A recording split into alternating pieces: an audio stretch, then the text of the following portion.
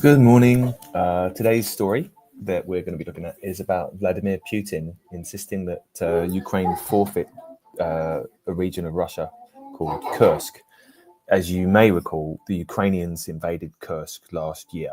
It's a part of Russian territory, and it really surprised the Russians. It's a very brazen attack on Russian territory in a sort of retaliation for Russia's wholesale invasion of Ukraine. Ukraine has been in fairly successful peace talks this week with the Americans, with G7 nations, and yesterday Donald Trump said that there have been very productive conversations in Russia between his envoy Steve Witkoff and Vladimir Putin.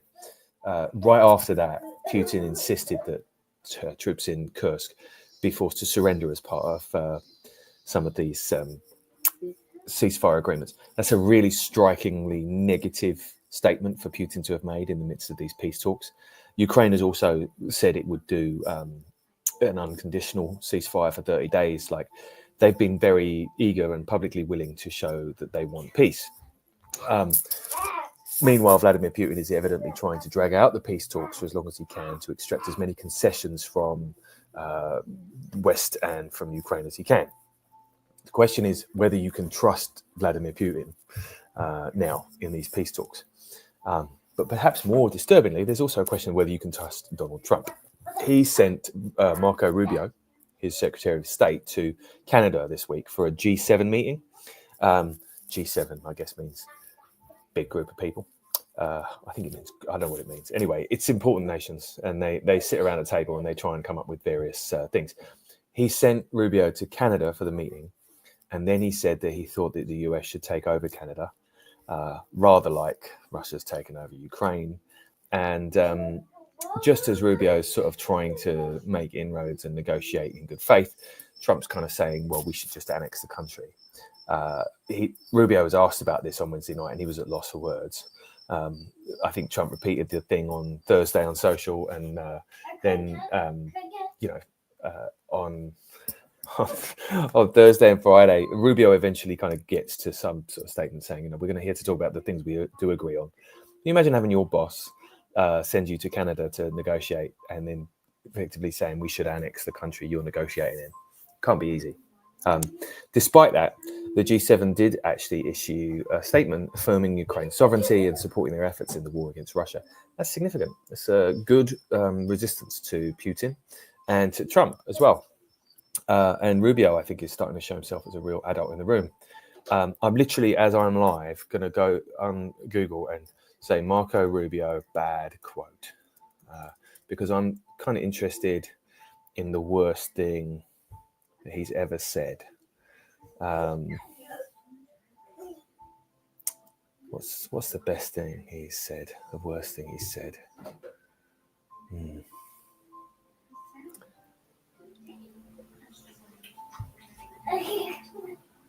So he's anti-abortion. Here's a quote. His reasons that Marco Rubio be a disastrous Secretary of State. He's obsessed with Cuban regime change, apparently. So he's anti-Cuba. He thinks that God has given Palestine to Israel. Well, that's not great, is it? He's nasty. He's anti-Iran. He's beholden to big money from the weapons industry to the Israel lobby. He's very antagonistic towards China. He wants to oppress free speech. Interesting. So Marco Rubio, not a great guy. Let's be honest. I enjoyed that Google while you were here.